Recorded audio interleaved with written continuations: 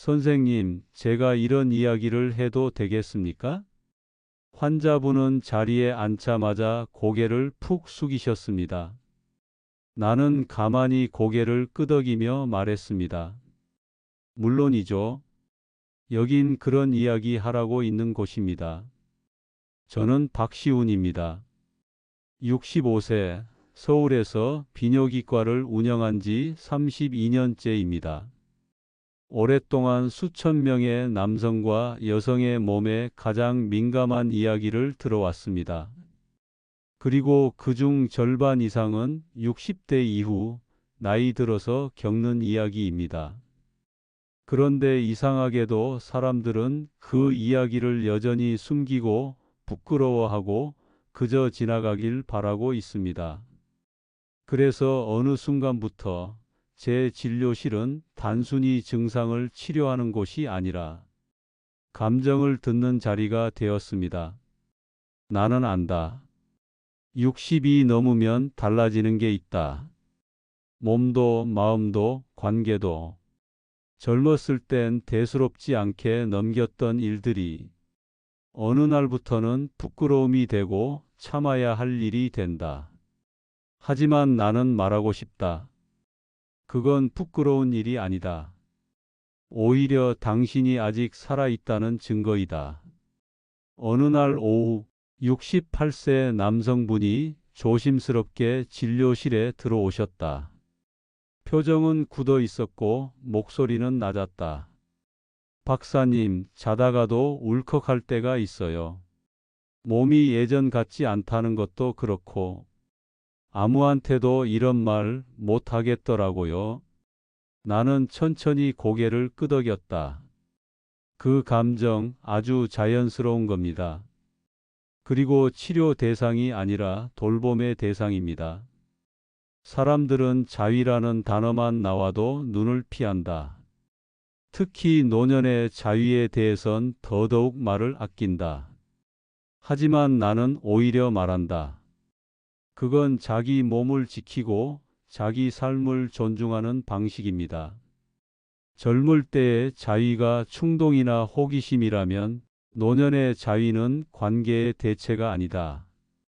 감각의 확인, 존재의 확인, 삶의 여운을 스스로 느끼는 시간이다. 노년의 몸은 변한다. 테스토스테론 수치는 낮아지고 말초 신경은 무뎌지고 피부의 감각도 느려진다. 하지만 감정은 여전히 있다. 마음속 그리움은 사라지지 않는다. 사람은 나이가 들어도 여전히 사랑받고 싶고 살고 싶고 느끼고 싶다. 그리고 자위는 단지 쾌감이 아니라 내가 나를 포기하지 않았다는 증거다. 관계가 끊기고 대화가 줄고 손길이 사라진 자리에 스스로를 어루만질 수 있다는 건 존엄의 시작이다. 나는 수술보다 더 자주 처방하는 게 있다. 하루 10분 당신 몸의 감각에 집중해 보세요. 그 시간엔 아무도 필요 없다. TV도 휴대폰도 누구의 허락도 필요 없다. 그 시간은 오로지 나를 위한 시간이다. 오늘 이 이야기를 시작하려는 이유는 하나다. 누군가는 말해줘야 하기 때문이다. 이제껏 당신이 외면당했다고 느꼈다면 그건 잘못이 아니다. 단지 이 이야기를 들어줄 사람이 부족했을 뿐이다. 그 역할을 내가 하고 싶다. 의사로서가 아니라 당신보다 5년 먼저 이 길을 걷고 있는 사람으로서. 노화는 아주 서서히 그리고 조용히 다가옵니다. 60이 넘으면 몸이 조금씩 자신을 꺼내기 시작합니다. 근육은 탄력을 잃고 혈관은 느려지고 감각은 희미해집니다. 이건 누구에게나 찾아오는 변화입니다. 하지만 문제는 이 변화를 감추고 외면하는 순간부터 생깁니다. 내 진료실에 오는 많은 분들은 처음엔 증상으로 이야기합니다. 소변이 자주 마렵습니다. 밤에 두세 번은 꼭 깨요. 관계는커녕 감정조차 사라진 것 같아요. 하지만 몇 분의 대화가 지나면 그 밑에 깔린 진짜 이유가 드러납니다. 그들은 몸의 감각을 잃어가고 있다는 두려움, 그리고 그걸 누구와도 나눌 수 없다는 고립감을 안고 있습니다. 자위라는 행위는 그래서 단순한 해결 방식이 아닙니다. 의학적으로 보면 자위는 전립선의 긴장을 완화시키고 남성 호르몬의 분비를 자극하며 뇌의 보상 시스템을 가볍게라도 작동시켜 우울감, 피로감, 불면 증상을 완화하는 효과가 있습니다. 무엇보다 중요한 건 이 행위를 통해 나는 아직 살아있다는 감각을 되찾는 것입니다. 그 감각은 몸이 스스로를 회복하는 힘을 만들어냅니다. 단지 자극이 아니라 관심이고, 단지 습관이 아니라 존중입니다. 실제로 70대 초반에 접어든 한 남성 환자분은 10년 가까이 관계도 자위도 중단한 상태였습니다. 이제는 필요 없겠지요. 그 말이 얼마나 슬펐는지 모릅니다. 하지만 그분은 고혈압 약을 끊지 못했고 밤잠은 들쑥날쑥했으며 늘 피로에 쩔어 있었습니다. 나는 그에게 식단이나 약보다 먼저 매일 밤 아무도 없는 방에서 10분만 시간을 써보시라고 권했습니다. 그 시간 동안 자신의 호흡, 심장, 반응에 집중하라고 했습니다. 그분은 처음엔 어색했지만 한 달 후 다시 왔을 땐 얼굴에 생기가 돌았습니다. 이상하게 하루가 안정됐어요. 그건 호르몬 때문만이 아닙니다. 스스로를 다시 만졌기 때문입니다. 그 감각이 회복의 시작점이 된 겁니다. 여기서 중요한 건 이 행위의 태도입니다. 노년의 자위는 결코 젊을 때 하던 것처럼 해서는 안 됩니다. 그땐 속도와 강도였다면 지금은 리듬과 의식입니다. 호흡과 함께 움직이고 기억과 함께 떠올리고 자극이 아니라 존재의 확인이 되어야 합니다. 나는 종종 이렇게 비유합니다. 젊을 땐 드럼을 쳤지만 지금은 첼로를 켜야 합니다. 느리고 깊고 조용하지만 더 긴 울림이 있는 방식, 그게 바로 지금 우리에게 맞는 감각입니다. 여성들도 마찬가지입니다. 폐경 이후 많은 여성들이 자신의 감각을 끝났다고 표현합니다. 하지만 나는 말합니다. 끝난 게 아니라 다시 시작하는 방식이 달라졌을 뿐입니다. 자위는 단지 남성의 전유물이 아닙니다. 감정, 피부, 호흡, 손끝을 통해 자신을 어루만지는 모든 행위는 몸의 감각을 다시 일깨우는 대화입니다. 그리고 그 대화는 절대 외설도 낙오도 아닙니다. 성숙한 자기 회복의 한 방식입니다. 내가 이렇게 외로웠던 적이 있었나 싶어요. 72세 여성 환자분이 진료 끝에 조용히 한마디를 남기셨습니다. 사실 오늘 오신 건 소변이 자주 마르고 잔뇨감이 있다는 증상이었지만 나는 알고 있었습니다. 그 말 한 줄에 몸의 문제보다 더 깊은 감정이 숨어 있다는 걸요. 노년의 외로움은 단순한 사람 부족에서 오는 것이 아닙니다. 누군가에게 나를 건드릴 수 없다는 체념에서 시작됩니다. 만져지지 않고 기대지 못하고 애정도 없이 시간이 흘러가면 사람은 스스로를 쓸모없는 존재로 간주하기 시작합니다. 그때 무너지는 건 몸이 아니라 마음입니다. 그 마음이 하루하루 무기력과 짜증 그리고 침묵으로 바뀌어 정신적인 병으로 발전하는 것을 저는 수도 없이 보아왔습니다. 그리고 아이러니하게도 이런 분들의 공통점은 누군가와의 터치가 끊긴 지 오래라는 겁니다. 여기서 터치는 반드시 성적인 접촉을 의미하는 게 아닙니다. 손 한번 잡아주는 것, 등을 쓸어주는 것, 가볍게 기대어 보는 것, 그게 사람을 사람답게 만드는 감정입니다. 하지만 그 감각이 사라졌을 때 우리는 어떻게 나를 어루만져야 할까요? 바로 여기서 저는 혼자 있는 시간의 가치를 강조합니다. 누군가 없기 때문에가 아니라 내가 나를 놓지 않기 위해서입니다. 그리고 이때 자위는 단순한 육체적 행위가 아닌 정서 회복의 루틴이 됩니다. 73세 남성 환자 한 분은 이렇게 말했습니다. 몸은 안 움직여도 마음이 쓸쓸하면 진짜 죽는 것 같아요. 그분은 아내가 돌아가신 지 4년째였고 그 사이 아무런 신체적 접촉 없이 지냈다고 했습니다. 그 기간 동안 우울증 진단을 받았고 식사량도 줄고 하루 중 대부분의 시간을 멍하니 보냈다고 합니다. 나는 그분에게 치료와 함께 아주 조용히 자기 위로 루틴을 제안했습니다.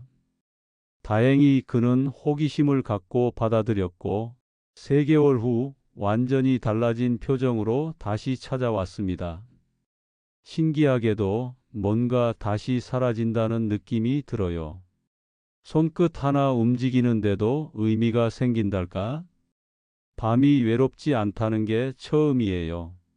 나는 그 말을 들으며 확신했습니다. 자율성과 감각은 마음의 빛을 다시 켜는 전선이라는 걸요. 정신건강의학적으로도 자위는 내면적 안정을 되찾는 도구로 분류되기도 합니다. 세로토닌 분비 증가, 수면 유도, 외로움, 고립감 해소, 나 자신에 대한 수용과 온기 회복, 이 모든 것이 단 한 번의 자율적 시간에서 출발합니다. 더 놀라운 건 이 행위를 꾸준히 하신 분들 중 대부분이 자신을 다시 존중하게 되었다고 말한다는 점입니다. 존중은 남이 주는 게 아닙니다. 나를 가장 가까이서 돌보는 순간 존엄은 살아납니다. 나는 의사로서 말하고 싶습니다. 자위는 단순한 신체 활동이 아닙니다. 노년의 자위는 고립된 내면을 다시 세우는 연습이고 삶이 내게서 완전히 떠나기 전에 나는 여전히 나다라는 외침입니다. 그리고 그 외침은 결코 부끄럽지 않습니다. 아니, 오히려 당당해야 할 일입니다. 사랑받을 권리만큼 느낄 권리도 스스로를 만질 권리도 당신에게는 남아 있습니다. 남편이 옆에 있어도 손을 잡은 게 언제인지 기억이 안 나요. 이 말을 처음 들은 날 나는 가슴이 먹먹했습니다. 말씀하신 분은 69세의 여성 환자였습니다. 40년을 함께 살아온 남편이 있었고 아들, 딸은 출가하여 타지에 있었습니다. 표면적으로는 부족함 없는 중산층 가정. 하지만 그녀는 울고 있었습니다. 몸이 외롭다는 말은 단지 성적인 접촉이 없다는 뜻이 아니었습니다. 아무도 나를 쓰다듬어 주지 않는 시간, 그건 마음마저도 무감각하게 만드는 고요한 단절이었습니다. 나는 그날 상담을 마치며 말했습니다. 혼자 있는 시간에 스스로를 어루만지는 게 절대 부끄러운 일이 아닙니다. 그건 남편이 아닌 당신 자신을 위한 시간입니다. 노년의 부부는 말을 줄입니다.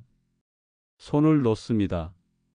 괜찮아라는 말로 외면하고 이 나이에 무슨 일하며 감정을 접습니다. 그 사이 함께 있는 듯하지만 사실은 각자의 방에 갇혀 살아가는 삶이 시작됩니다. 그리고 그 방은 점점 더 고요해지고 몸은 점점 더 느끼는 법을 잊어갑니다. 그러다 어느 날 누군가가 조용히 자리를 떠나고 그제야 남겨진 사람은 깨닫습니다.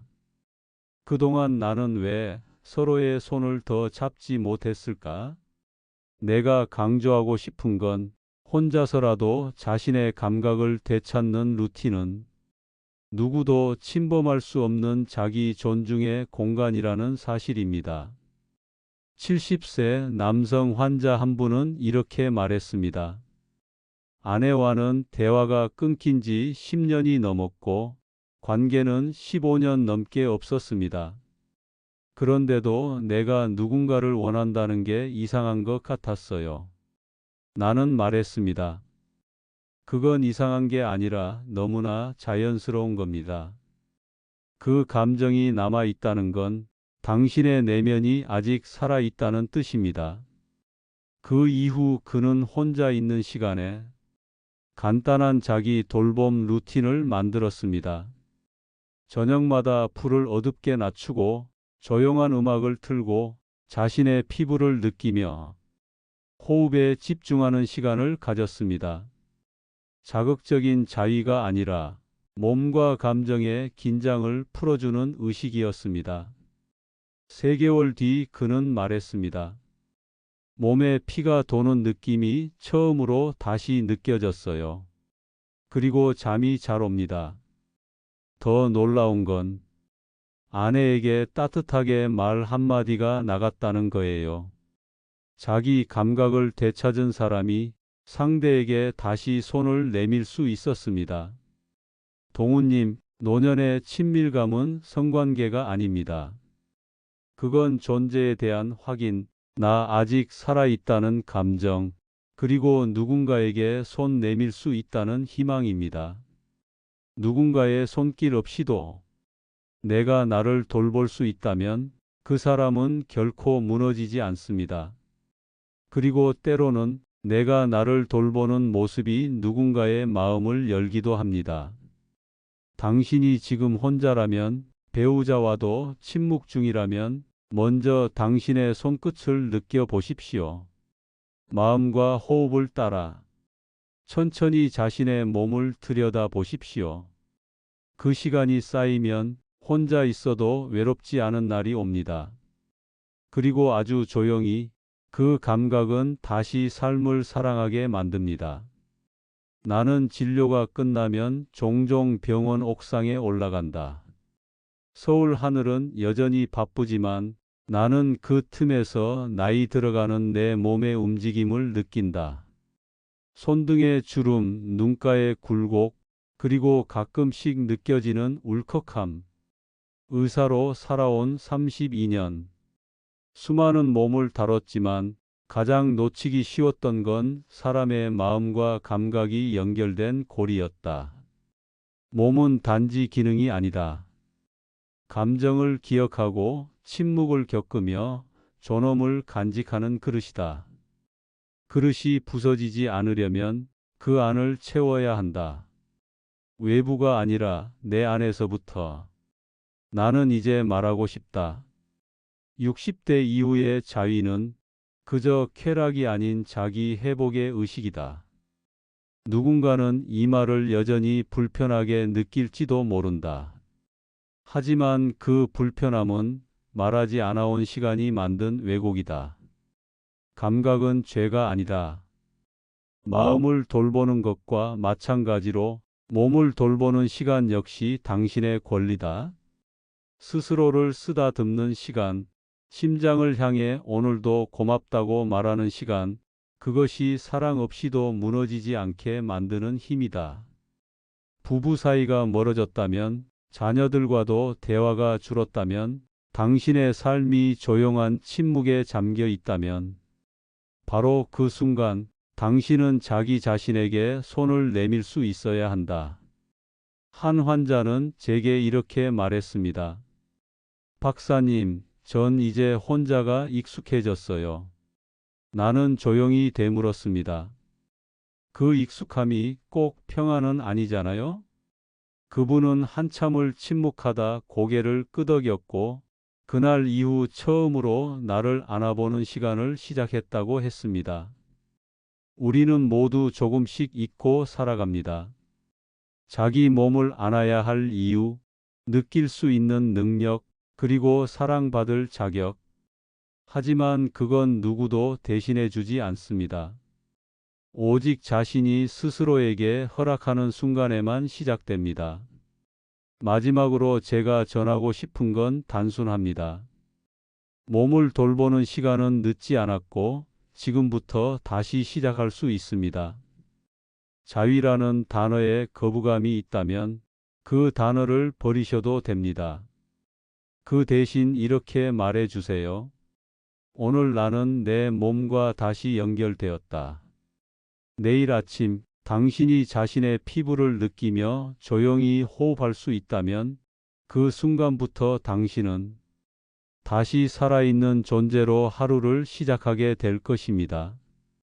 그리고 그 하루가 모이면 고요하지만 흔들림 없는 노년이 됩니다. 이 영상을 여기까지 봐주신 당신께 감사합니다. 당신의 감각은 여전히 살아있고 존엄은 아무도 빼앗을 수 없습니다. 혼자 있는 시간이 더 이상 공허가 아닌 회복과 자율의 시간이 되기를 진심으로 바랍니다. 그리고 기억하세요. 몸은 당신 편입니다. 단 한 번도 당신을 떠난 적 없습니다.